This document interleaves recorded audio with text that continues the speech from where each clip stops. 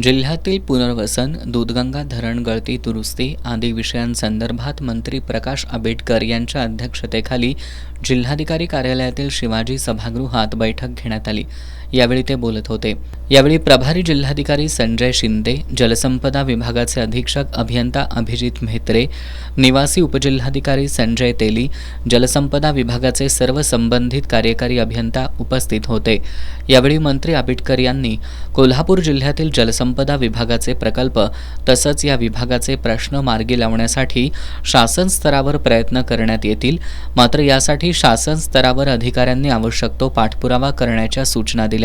धामणी प्रकल्पग्रस्तांना पुनर्वसन पॅकेज देणं तसंच घळभरणी वेळेत पूर्ण करण्याबाबत कालबद्ध कार्यक्रम तयार करून त्यानुसार पाणी पूजनापर्यंतच्या कामाचं नियोजन करा।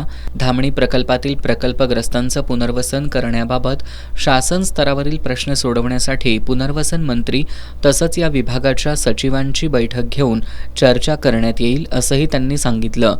दूधगंगा आंतरराज्य प्रकल्पाच्या गळती काढण्याबाबतच्या कामाची सुरुवात करण्याबाबत संपूर्ण कामाचा आढावा मंत्री आंबेडकर यांनी घेतला।